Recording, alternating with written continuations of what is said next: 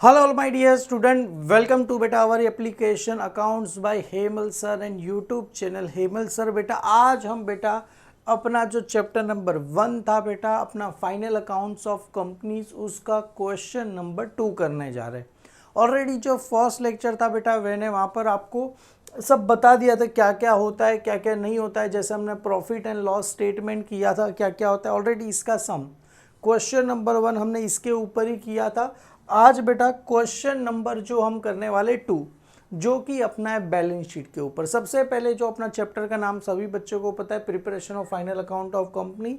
सबसे पहले आएगा name of the company, balance sheet as at 31 March जो भी रहेगा वो पर्टिकुलर, यहाँ पर नोट, यहाँ पर अमाउंट आपको आएगा। सबसे पहले आते हैं बेटा इक्विटी एंड लाइबिलिटी।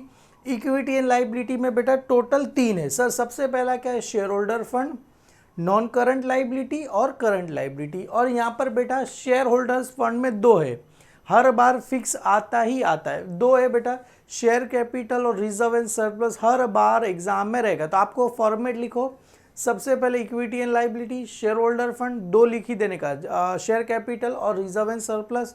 उसके बाद आएगी नॉन करंट लाइबिलिटी, उसमें फिक्स होता है long term borrowing. Sir debenture दिया रहेगा या तो बैंक लोन दिया रहेगा, कहाँ चला जाएगा, नो लॉन्ग टर्म बोरोइंग में चला जाएगा। अदर लॉन्ग टर्म बोरोइंग अगर कुछ और एक्स्ट्रा रहेगा जैसे लॉन्ग टर्म सिक्योरिटीज परचेज ऐसा कुछ रहेगा तो अदर लॉन्ग टर्म में लाइबिलिटी में चला जाएगा।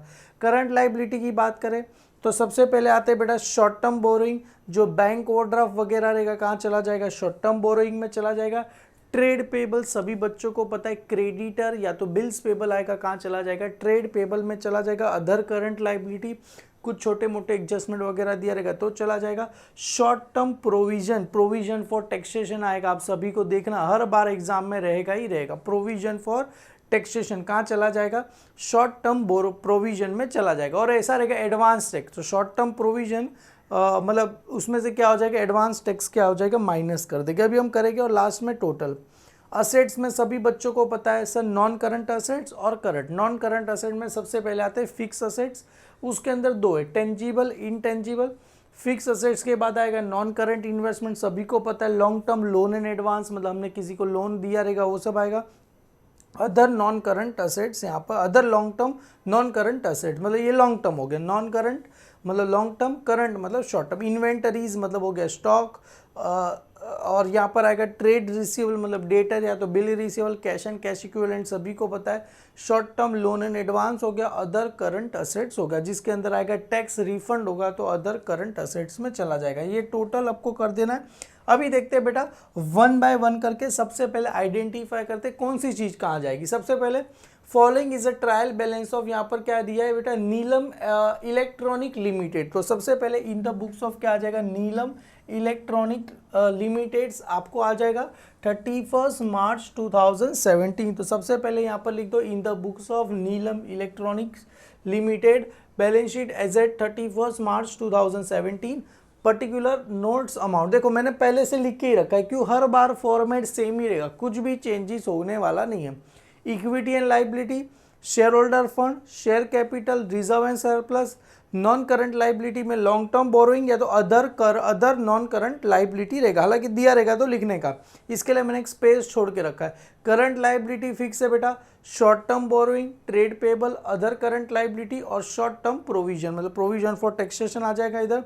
असेट साइड सभी को पता है बेटा, नॉन करंट असेट में सबसे पहले आता है fix assets, tangible intangible, non current investment और कुछ रहेगा तो हम लिख देंगे। करंट असेट में सबसे पहले आएगा इन्वेंटरीज, ट्रेड रिसीवेबल और यहाँ पर आएगा कैश एंड कैश इक्विवेलेंट।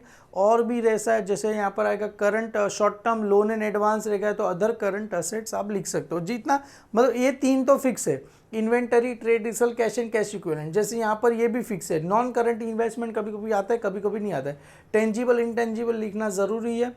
ये सारी चीज़ें मैंने क्या कर दी, लिख के रखी ऑलरेडी। क्यों, क्योंकि पता है फॉर्मेट यही आने वाला है, क्लियर। इसके लिए पहले से प्रिपेयर होकर आपको जितना आएगा लिखने का, नहीं आएगा तो अपने को क्वेश्चन से यहाँ पर नोट्स एक पेज पे बना देने का है।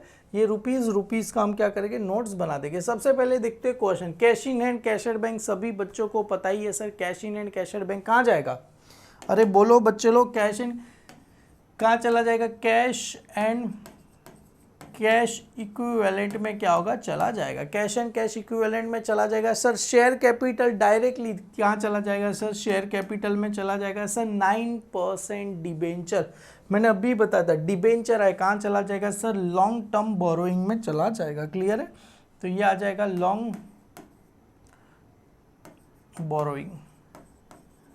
और सर बैंक ओवरड्राफ्ट कहाँ चला जाएगा बेटा, ये शॉर्ट टर्म बोरोइंग, मतलब ये लॉन्ग टर्म हो गया, ये बैंक ओवरड्राफ्ट बेटा। अगर डिबेंचर का होता है लॉन्ग टर्म, ये क्या हो गया मेरे लिए, शॉर्ट टर्म बोरोइंग में क्या होगा, चला जाएगा। इन्वेस्टमेंट लॉन्ग टर्म कहाँ चला जाएगा सर, इन्वेस्ट बेटा ये लाइबिलिटी है, जो क्रेडिट साइड होता है ये सारी की सारी लाइबिलिटी है। जैसे ये देखो शेयर कैपिटल कहाँ चला जाएगा, share capital long term borrowing, ये शॉर्ट टर्म बोरोइंग में चला, क्योंकि ये बैंक ओवरड्राफ्ट शॉर्ट टर्म के लिए होता है। इन्वेस्टमेंट कहाँ जाएगा, असेट्स, ये असेट्स है, डेबिट मतलब असेट्स, क्रेडिट मतलब लाइबिलिटी। इन्वेस्टमेंट कहाँ चला जाएगा, जैसे मैंने बताया था नॉन करंट इन्वेस्टमेंट में क्या होगा, चला जाएगा नॉन करंट इन्वेस्टमेंट। अगर सर लॉन्ग टर्म के बदले शॉर्ट टर्म बोला रहेगा तो मैं क्या लिखता, करंट इन्वेस्टमेंट में लिख देता। क्लियर है। बिल रिसीवेबल और सन्ड्री डेटर कहाँ चला जाएगा बेटा, ट्रेड रिसीवेबल में क्या होगा, चला जाएगा। और सन्ड्री क्रेडिटर कहाँ चला जाएगा, ट्रेड पेबल में चला जाएगा। सिक्योरिटी डिपॉजिट और क्या दिया है बेटा, लॉन्ग टर्म, वो कहाँ दिया है बेटा, असेट साइड पे अपने को दिया गया है। तो हम कहाँ लिखेंगे बेटा, लॉन्ग टर्म है बेटा। अगर शॉर्ट टर्म रहेगा तो कहाँ लिखते थे, अदर करंट असेट्स। अगर ये लॉन्ग टर्म है तो कहाँ चला जाएगा सर, अदर करंट असेट्स में क्या होगा, चला जाएगा। ये मतलब other non current, sorry long term है तो अदर नॉन करंट असेट्स में चला जाएगा। जैसे इधर हमने लिखा है बेटा लॉन्ग टर्म बोरोइंग, तो इधर आ जाएगा एक और आ जाएगा, बी करके लिख दो बेटा, अदर, यहाँ पर आ जाएगा नॉन करंट लाइबिलिटीज, अरे सॉरी अदर नॉन करंट, ये असेट्स है ना बेटा, सॉरी देखो मेरे से गलती हो गया, ये असेट्स है, चलो हालांकि कोई बात नहीं, अदर नॉन करंट लाइबिलिटीज लिख दो, हालांकि ये तो असेट साइड जाने वाले, तो अदर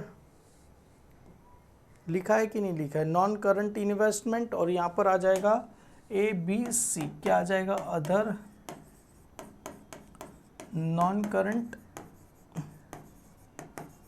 असेट्स में क्या होगा, ये चला जाएगा। क्यों सर आपने कैसे पहचाना, रे डेबिट है मतलब असेट्स है, ये डेबिट है मतलब असेट्स, क्रेडिट रहता तो लाइबिलिटी। प्रॉफिट एंड लॉस बेटा सिक्योरिटी डिपॉजिट लॉन्ग टर्म, और डेबिट है मतलब असेट साइड, मतलब कहाँ चला जाएगा, other non current assets. Clear है, क्योंकि लॉन्ग टर्म है, लॉन्ग टर्म आएगा तो नॉन करंट, अगर सर कुछ बोला नहीं है शॉर्ट टर्म रहेगा तो करंट आएगा। क्लियर है। Profit and loss security premium कहाँ चला जाएगा, रिजर्व एंड सरप्लस में चला जाएगा भाई लोग।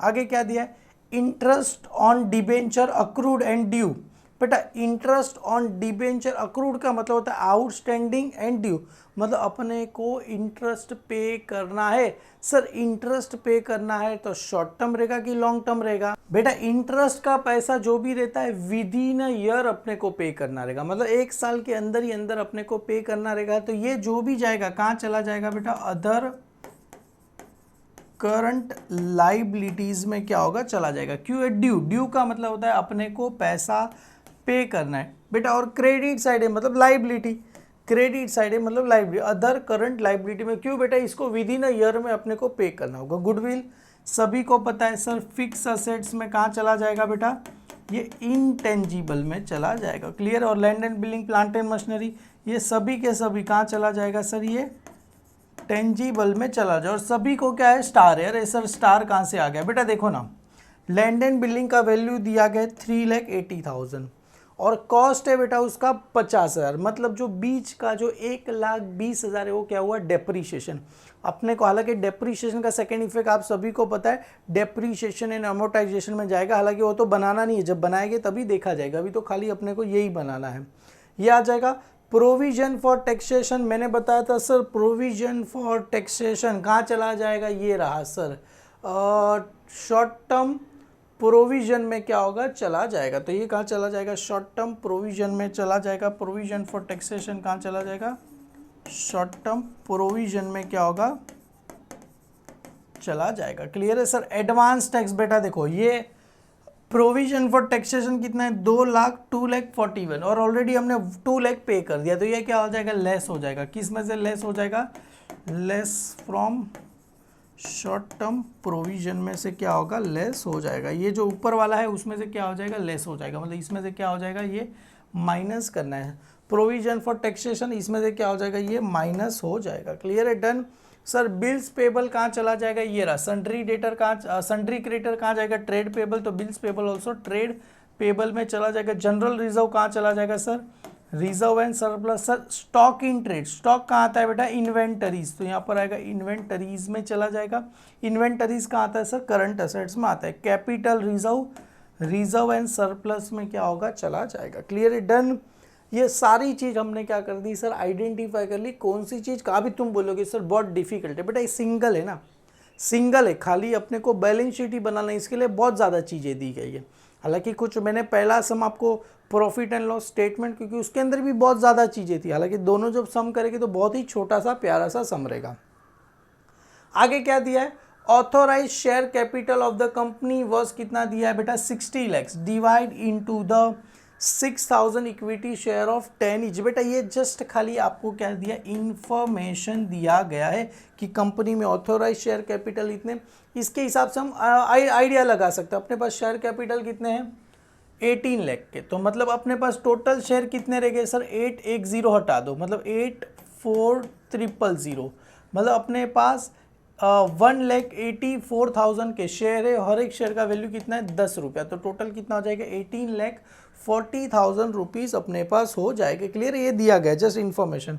और टोटल अपने पास 6 लाख रुपया, मतलब अपने पास तो बहुत ज़्यादा है। क्लियर, अपने 1,80,000 के ही अपने पास क्या है, 1,84,000 के शेयर है और टोटल अपने पास 6 लाख शेयर हम बेच सकते हैं। ये इन्फॉर्मेशन है, ये भी इंफॉर्मेशन है। Sundry debtor which are all unsecured and the considered good include 1,80,000 due from more than 6 months। मतलब क्या बोल रहे, सन्ड्री डेटर है ना, कहाँ गया सन्ड्री डेटर, ये रहा sundry debtor, sundry debtor, sundry debtor किधर गया, सन्ड्री डेटर। इसके बारे में भी जस्ट इंफॉर्मेशन दी गई है कि 11 लाख रुपए का है, इसमें आएगा मोर देन 6 मंथ। आपको ऐसे लिखना है 11 लाख सन्ड्री डेटर लिखना है और इधर लिखना है मोर, अच्छे से लिखो, मोर देन 6 मंथ। कितना है सर, 1,80,000 का मोर देन 6 मंथ और बचा हुआ क्या रहेगा, अदर डेटर। अदर डेटर जो भी बचा हो दोनों का मिला के कितना होना चाहिए सर, 11 लाख रुपए होना चाहिए। तो ये करीब करीब आपको आ जाएगा सर 10 लाख आएगा कि 9 लाख, 9,20,000 रुपये का आपको मिल जाएगा। क्लियर है, तो अदर डेटर आ जाएगा 9 लाख। ये भी इंफॉर्मेशन है कि सन्ड्री डेटर है, ऑल आर अनसिक्योर्ड, अरे डेटर सारे के सारे अनसिक्योर्ड होते हैं, उसमें से भी क्या बोल रहे, consider good and include 1,80,000 due for more than 6 month, मतलब 1,80,000 का डेटर 6 महीने से भी ज़्यादा है, मतलब इसमें से बैड डेप्स होने के चांसेस है अपने को।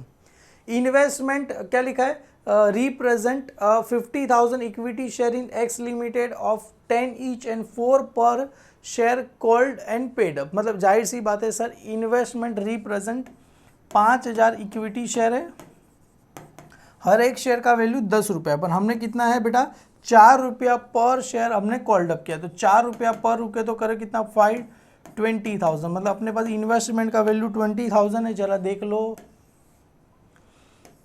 इन्वेस्टमेंट लॉन्ग टर्म 20,000 है, यस सर। तो बचा हुआ जो है ना, मतलब अभी तो इतना ही पैसा मांगा है तो अपने को इतना ही पैसा देना है, तो बचा हुआ जो है ना बेटा, ये 5,000 शेयर का 10 रुपया है, 4 रुपया पे कर दिया, बचा हुआ जो 6 रुपया ना 30,000, ये कंटिंजेंट लाइबिलिटी में आता है। हालांकि इसमें कुछ लिखने की ज़रूरत नहीं है, सारा का सारा कहाँ आएगा, कंटिंजेंट लाइबिलिटी साइड में आएगा, इसका कुछ भी यूज़ नहीं। ये भी जस्ट खाली आपको क्या दिया, इन्फॉर्मेशन दिया गया है कि जो इन्वेस्टमेंट है 5,000 इक्विटी शेयर का 10 रुपये के हिसाब से 4 रुपये हमने पेड किया, 6 रुपया बाकी, ये कंटिजेंट लाइबिलिटी आएगा।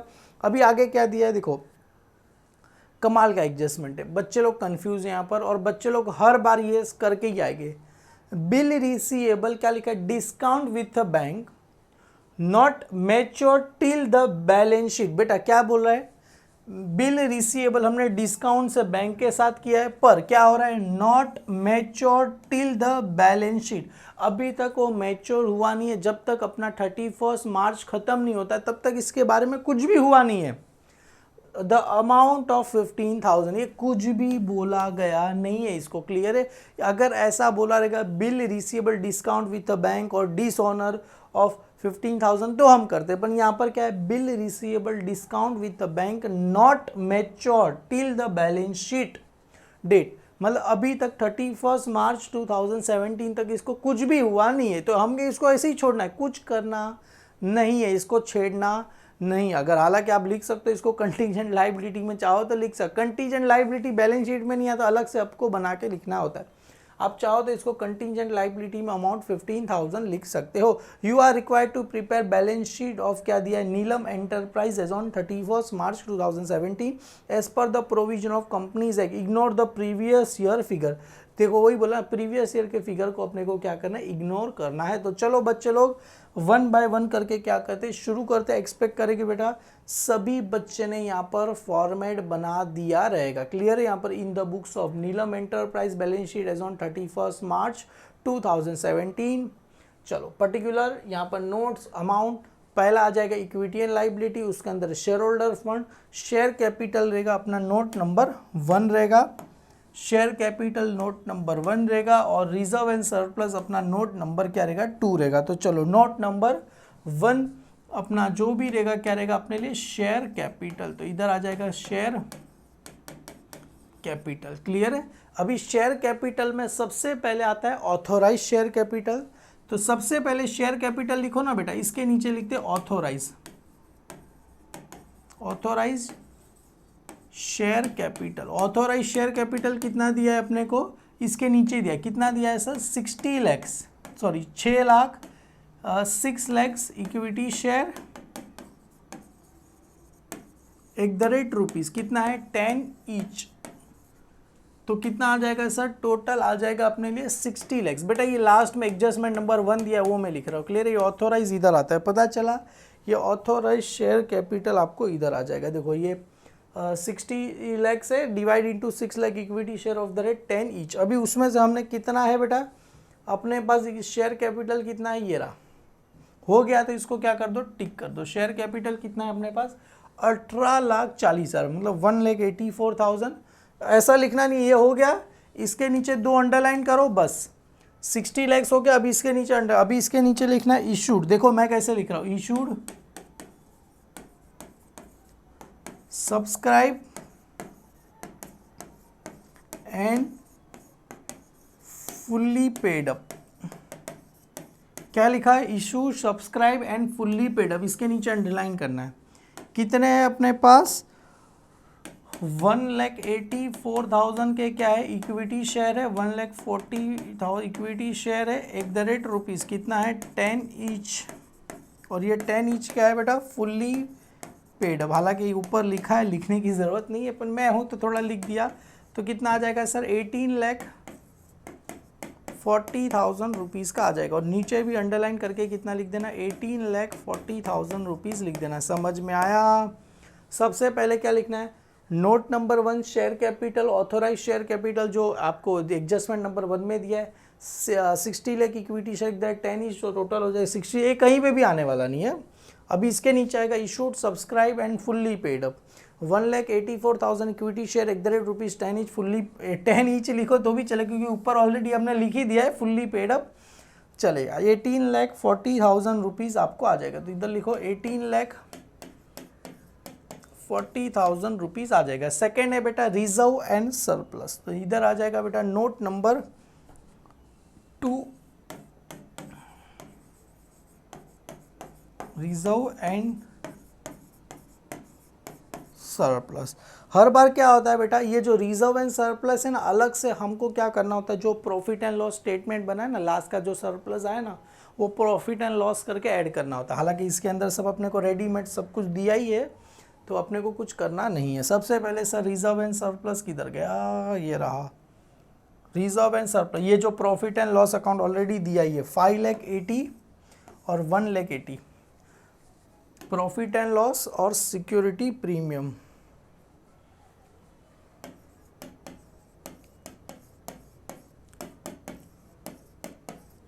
तो इधर आ जाएगा sir profit and loss account,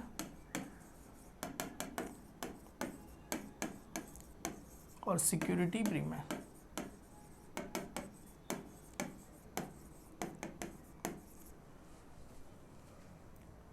profit and loss हो गया, सिक्योरिटी प्रीमियम हो गया। अभी आगे क्या चाहिए, चलो ये भी हो गया, ये भी। और कहीं है बेटा रिजर्व एंड सरप्लस, ये रहा सर जनरल रिजर्व जो का अमाउंट दिया गया है, जनरल रिजर्व का अमाउंट दिया है 2 लाख रुपया और कैपिटल रिजर्व 20,000।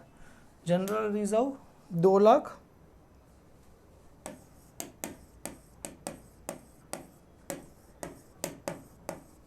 तो इधर आ जाएगा general reserve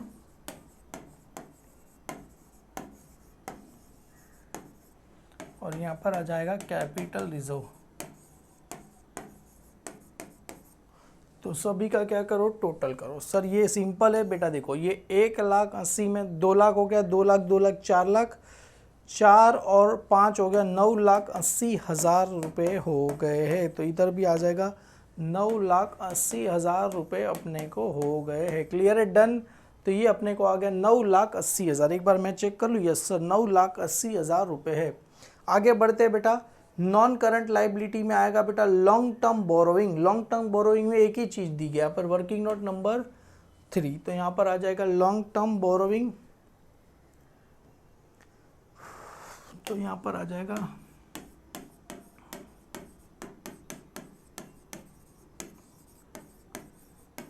long term borrowing. इसमें सबसे पहले एक ही है, डिबेंचर है ना। अगर बैंक लोन दिया होता तो बैंक लोन लिखता है, एक ही है।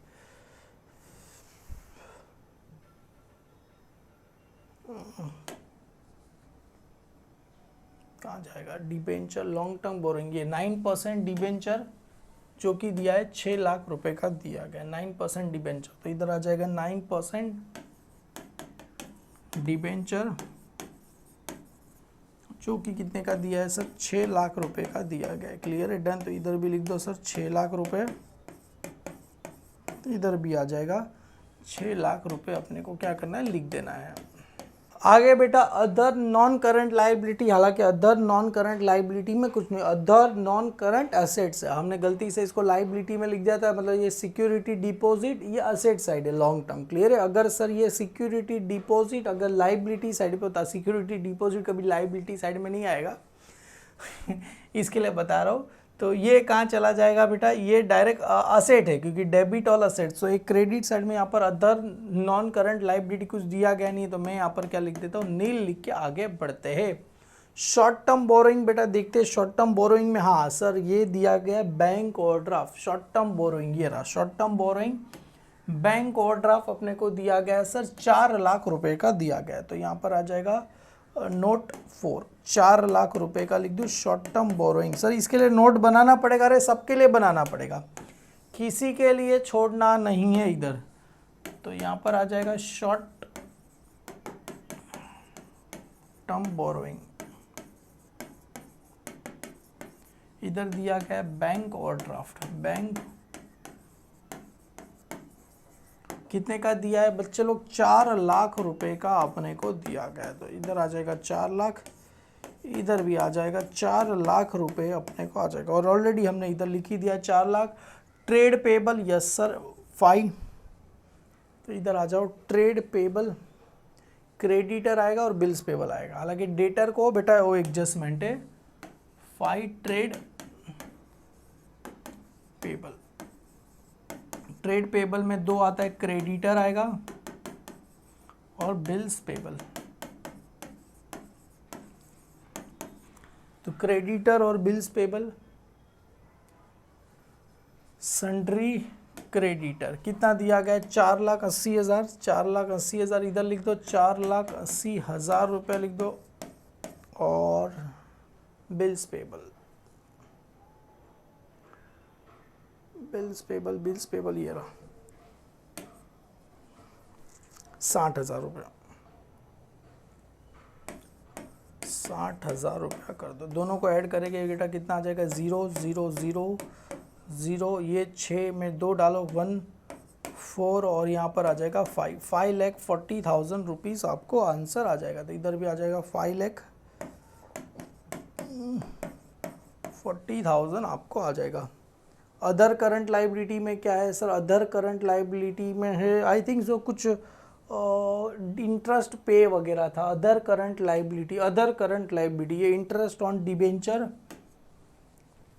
Interest on debenture accrued and due 13,500, एक ही है ना 13,500, ये आ जाएगा 5-6 अदर करंट लाइबिलिटी। तो इधर आ जाएगा 5 के बाद आएगा 6 अदर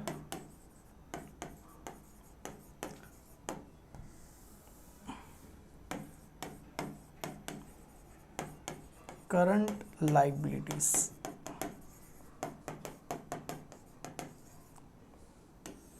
इसके नीचे लिखो debenture, interest accrued and due, कितना है सर 13,500 रुपये का है, तो नीचे भी लिख दो। फिर ऐसा लिखना पड़ेगा, ये जस्ट खाली लेंदी है, सिंपल ही है, कुछ भी इसमें नहीं है।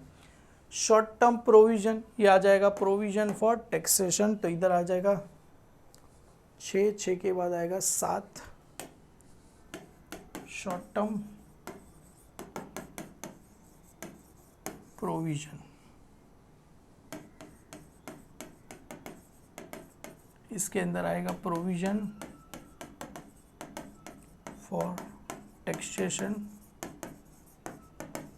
प्रोविजन फॉर टैक्सेशन कितना दिया गया है, short term provision, provision for taxation कितना दिया गया है सर 2,41,000, और उसमें से 2 लाख माइनस करना है, 2,41,000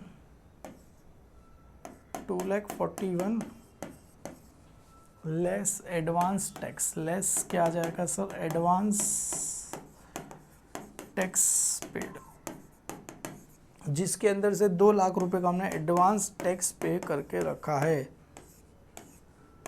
तो 41,000 रुपीज़ आपको इधर आ जाएगा। तो इधर आ जाएगा 41,000 रुपीज़ आपको आ गया। चलो एक बार टोटल करके देखते हैं सर आंसर आ रहा है कि नहीं आ रहा है। क्लियर है, 5,40,000, 4,13,000, 41 सर अपना तो जितना किया सभी राइट ही है। हालांकि एक ऐसी चीज़ है ना बेटा, आ गया ना तो आपको मज़ा आ जाए, इसमें कुछ है नहीं, कुछ आपको याद रखने वाला कुछ भी नहीं है। 18,40,000 प्लस 9,80,000 प्लस 9,80,000 प्लस 6 लाख। मेरा कैलसी ख़राब है यार, इसका कुछ करना पड़ेगा मेरे को।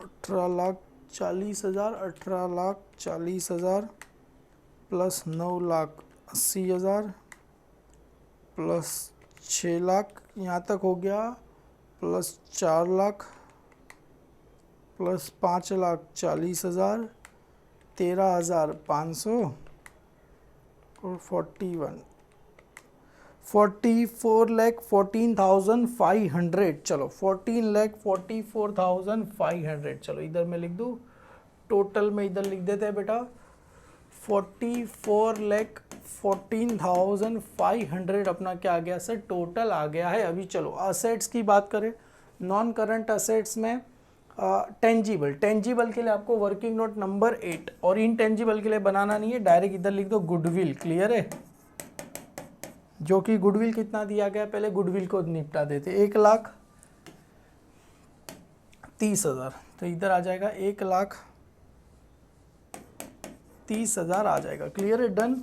और यहाँ पर आएगा टेंजिबल के लिए आपको क्या करना पड़ेगा, वर्किंग नोट बनाना पड़ेगा। तो वर्किंग नोट नंबर 8, यहाँ पर आएगा फिक्स असेट्स, उसके अंदर है बेटा टेंजिबल।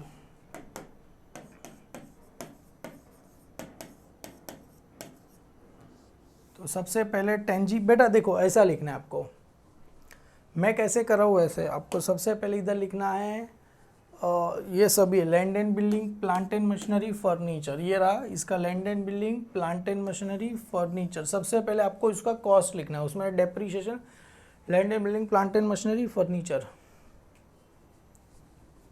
तो land and building,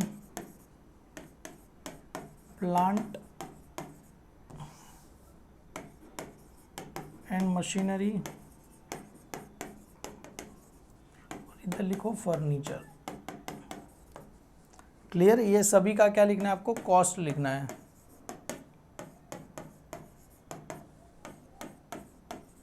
land and building, plant and machinery और फर्नीचर का क्या लिखना है, कॉस्ट लिखना है। क्लियर है, कॉस्ट कितना दिया, 5 लाख, 10 लाख और 1,60,000, 5 10 1,60,000, 5 10 1,60,000, 5 लाख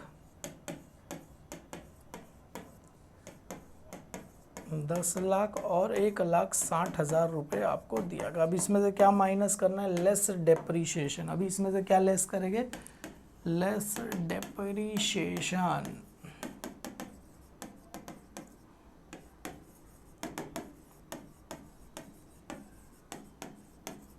कैसे करते हैं लेस डेप्रीशिएशन,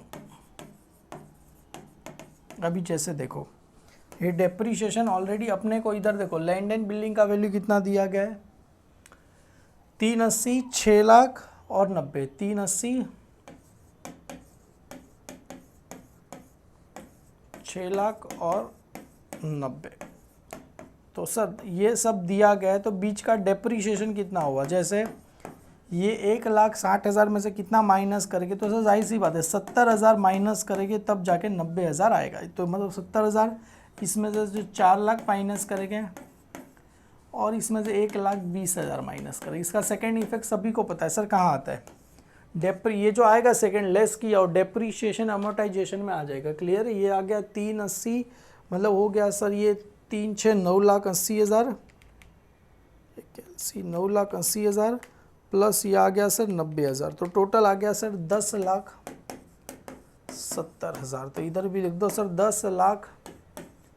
समझ में आ गया बेटा, ये अपने को दिया गया है कॉस्ट, कॉस्ट ये है और उसका वैल्यू ये है, तो बीच का जो भी अपने लिए डेप्रीशिएशन, मतलब कॉस्ट में से क्या करते हैं डेप्रीशिएशन को माइनस करें, तो अपने यही वैल्यू लिखा 380 690, बस यही लिखा।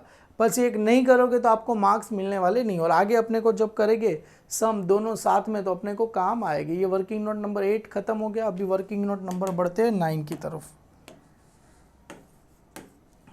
चलो 9 क्या बोल रहे हैं, ये भी हो गया। और नॉन करंट इन्वेस्टमेंट डायरेक्टली दे दिया गया। नॉन करंट इन्वेस्टमेंट कहाँ गया, non current investment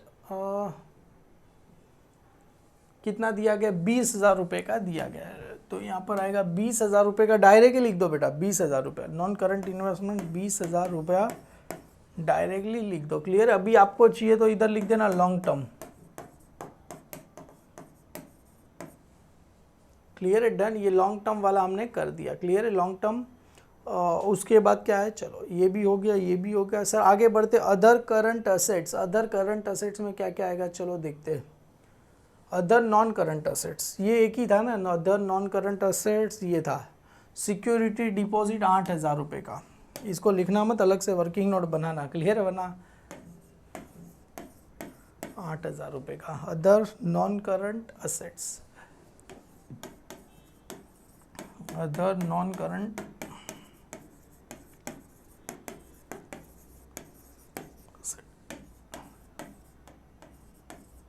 security deposit कितने का है सर, 8,000 रुपये का है, तो इधर भी आ जाएगा 8,000 रुपये। क्लियर है,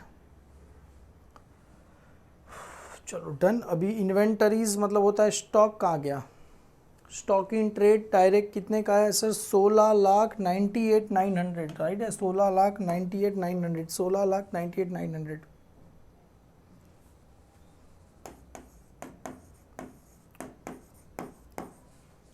इन्वेंटरीज का मतलब होता है यही होता है बेटा, स्टॉक इन ट्रेड, डायरेक्ट लिख दिया चलो, क्योंकि इन्वेंटरीज का मतलब होता है स्टॉक ही होता है बेटा। हाँ, ट्रेड रिजल्ट के वर्किंग नोट बनाना पड़ेगा। ऐसा देखो, जैसे इन्वेस्टमेंट नाम सेम है, इन्वेंटरीज का मतलब स्टॉक है, तो नहीं बनाओगे चलेगा। तो ये आ गया सर ट्रेड रिसीवेबल, तो अपने लिए आ गया सर ये working note number 10, trade receivable.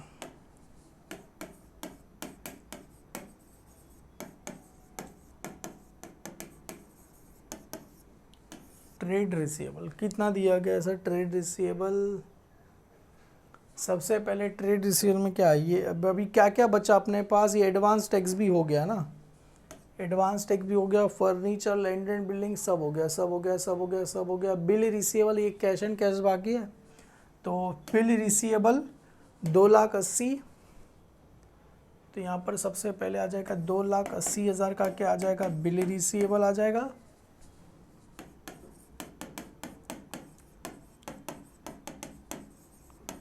और सन्ट्री डेटर, और इसके बारे में क्या दिया है, मोर देन 6 मंथ, मतलब 6 महीने से ज़्यादा, और इधर बचा है अदर डेटर। तो मोर देन 6 मंथ का कितना बोला है, देखो इधर मोर देन 6 मंथ बोला है 1,80,000, तो 1,80,000 है मोर देन 6 मंथ, बचा हुआ 9,20,000 है अदर। तो टोटल कितना हो गया सर, 11 लाख हो गया। तो 11 और 2 13,80,000 रुपया हो गया। तो इधर आ जाएगा 13,80,000, 13,80,000 रुपये का हो गया है अपना। क्लियर है। और इसी चीज़ को मैंने यहाँ पर लिखा है, मोर देन 6 मंथ 1,80,000, और ये 13,000 देखो यहाँ पर। Sundry debtor all unsecured and consider good include कितना दिया, 1,80,000 due for more than 6 month. तो बस मोर देन 6 लाख 1 लाख, ये जस्ट इन्फॉर्मेशन है, कुछ करना नहीं है। ये वाला भी कर दिया, ये वाला भी कर दिया। इन्वेस्टमेंट वाला हम कंटीजेंट लाइबिलिटी, ये लास्ट वाला तो करना है ही नहीं, क्योंकि not mature till the due date है। चलो जानते, ये सब हो गया। अभी एक ही बचा sir, cash and cash equivalent कितना दिया है, इधर आ जाएगा 10,11। क्या बात है सर, बहुत लंबा सम हो रहा है यार, क्या करें बेटा, कर कुछ ऑप्शन नहीं है अपने पास, करना पड़ेगा। क्लियर है। तो ये आ गया 10 के बाद आ गया 11, cash and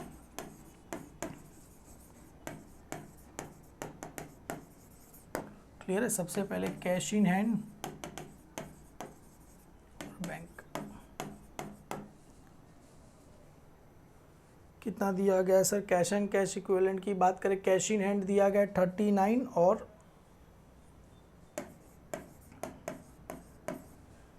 cash at bank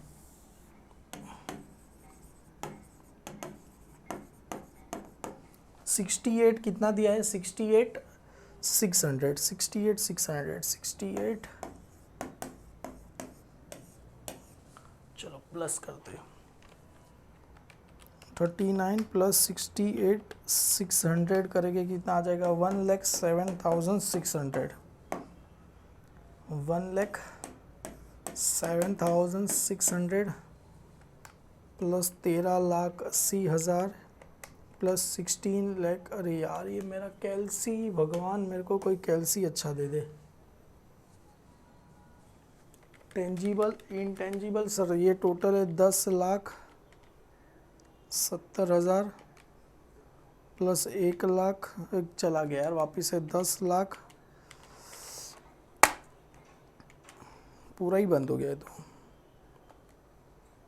10,70,000 plus 1,30,000, 12 lakh हो गया। 12 और 20 प्लस 8,000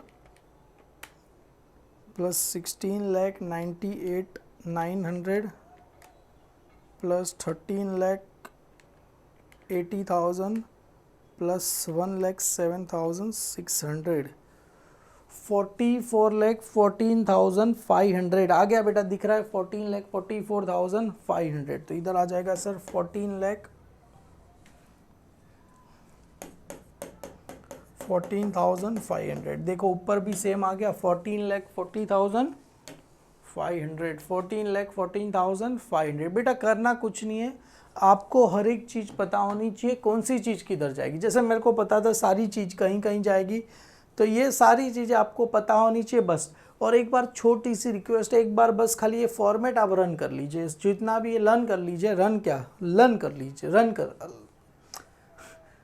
कर लीजिए। तो ये सारा एक बार फॉर्मेट आप देख लीजिए जो लेक्चर नंबर 1 में कराया था, बाकी सारी चीज़ें सेम है। वीडियो पसंद आए तो लाइक करो बेटा। थैंक यू सो मच जुड़ने के लिए, और एक्सपेक्ट करेंगे बेटा आपको समझ में आ गया रहेगा। एग्जाम पॉइंट ऑफ व्यू से मोस्ट इंपॉर्टेंट है, 11 के 11 सम कराऊंगा, मोस्ट इंपॉर्टेंट है, एक भी सम को छोड़ना नहीं है। Thank you so much, bye bye all.